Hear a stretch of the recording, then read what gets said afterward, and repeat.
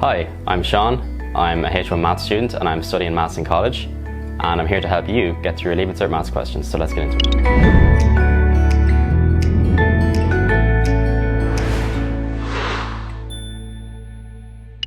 So here's our question. A flat machine part consists of two circular ends attached to a plate, as shown. We know the sides of the plates HK and PQ are tangential to each circle. The larger circle has center A and radius 4r centimeters, and the smaller circle has center B and radius r centimeters. We know the length of HK is 8r centimeters and AB is equal to 20 root 73 centimeters. So the first thing we're asked to do is to find r, the radius of the smaller circle. And we're given the hint, we've got to draw BT parallel to KH, and T is an element of AH. So based on the hint they've given us, we're ended up with this parallelogram HKTB. And because we're given a parallelogram, we know that the opposite sides are equal, or 8r is also the length of TB.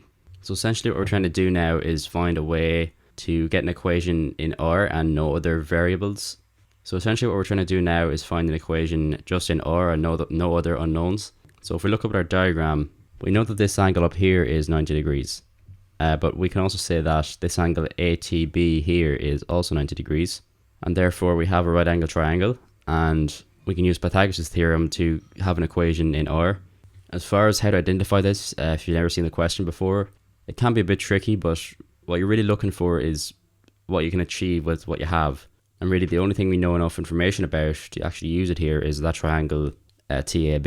So now using Pythagoras' theorem, we have 3r all to be squared plus 8r all to be squared is equal to 20 root 73 all to be squared. And let's be careful to spot as well that you don't put in 4r, because we have to take away 1r to get the actual length of AT from here to here. So that's one thing you need to watch out for. So once again, just being careful when you square things out. Remember to square your 3 and your 8 as well as your r squares. And also be careful not to square 73 rather than root 73. So a couple of mistakes there you could make. But given that equation, we can simplify it down to r squared is equal to 200, or is equal to 400, and r is equal to 20 centimeters. So that's the radius of the smaller circle, as we've been asked to find. And for finding that, you would actually get 15 marks for part A. So next we've got to find the area of the quadrilateral ABKH. So as you can see, it's not quite as simple as just multiplying the width by the height, because we're dealing with something that's not kind of a rectangle or anything uniform. But the quadrilateral ABKH is the sum of the areas of this triangle here, which is the triangle TAB, and also this quadrilateral here, which is the quadrilateral THKB. So if we can find the sum of these two areas, that's probably going to be the easiest way to find the area of the quadrilateral ABKH. So we know that r is equal to 20, so let this side be equal to 20, and 8 times 20 is 160, so we have that side as well. And 4r is simply going to be 80, so now we have everything we need to just find the area of the two parts of the quadrilateral. So now we found the area of ABKH, and one thing you have to watch out for here is that although 4r is equal to 80, the side of the triangle is actually equal to 3r, so you need to make sure that you don't put in the value of 80, rather that you put in 60 instead. So they really gave us a lot of space there just to, add those two areas together. Again, something you just kind of have to spot, how to find the total area of the quadrilateral. Not too many different approaches to take, but for finding the area, you're going to get 15 marks. So next we're asked to find the angle HAP in degrees correct to one decimal place. So firstly, you don't actually need to worry too much about h here. We're just going to take t as more of a reference point, because that gives us a triangle we can actually work with. So having just drawn out a mini version of our diagram here just to get the triangle on its own, we're looking for this angle here, TAB or HAB, whatever you want to call it. So if we go back up to our diagram for a second now, what we're looking for is the value of HAP, so that angle there. But the easiest way to approach this problem is first of all to get a triangle we can work with, so we can forget about h temporarily and use t instead. And what we're actually going to be doing is using the triangle we've got now. We know all the values of the sides in order to find the angle in here. So the angle HAB, and then doubling that, because it's the exact same angle over here between BAP, and that's probably the easiest way to do this. So having drawn a little mini version of our triangle that we're working with, we can see that the easiest sides to work with by far are 60 and 160. So now we just need to relate the angle TAB to these sides. So tan TAB here is going to be equal to the opposite over the adjacent, or 160 over 60. And the reason we're using tan here as opposed to sine or cos is because we don't want to use the hypotenuse, the value of which is 20 root 73. So we want to avoid that value and just deal in tan instead. So we have tan TAB or tan HAB, which is the same angle, equal to 160 over 60.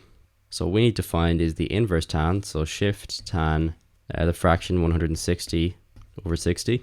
And the number we get is 69.44. So 69.44 degrees, and that's also equal to the angle HAB. So now what I've got to do is double that because we're looking for twice what we found. So therefore the value of HAP is going to be equal to 138.9 degrees. And remember that they've asked us to get it to one decimal place. So there's our answer. If we're getting C part 1 out, you're actually only going to get 5 marks. So a little bit more time consuming, but that's what it's worth. So lastly, we've got to find the area of the machine part in its entirety, correct to the nearest centimeter squared. So let's just first identify what exactly we're finding the area of. So we know we need the area of HAKB, which we've already found, and that's this triangle and this quadrilateral as well. We also need to find the area of this sector of this circle, of the center, which has its center at A. We can double the value of HKAB to find the area of this quadrilateral as well. So really all we're left with after that is the small area in here of this sector of this circle. So now our total area is the sector HAP plus the sector KBQ plus 2 times HABK.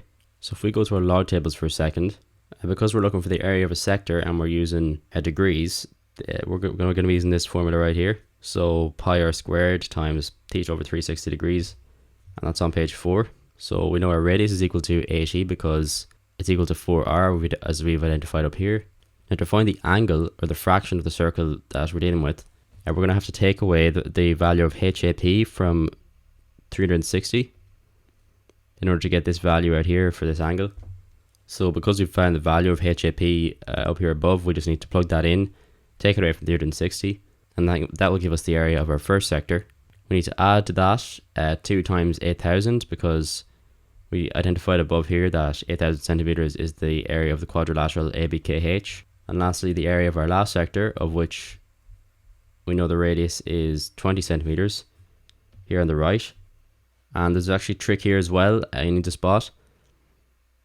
We do actually know the value of the angle KBQ in here, because we're dealing with a lot of parallel lines, and because HA is parallel to KB, and because AP is parallel to BQ, we know that actually the value is the same as the value we've already found of HAP, or in other words, it's 138.9.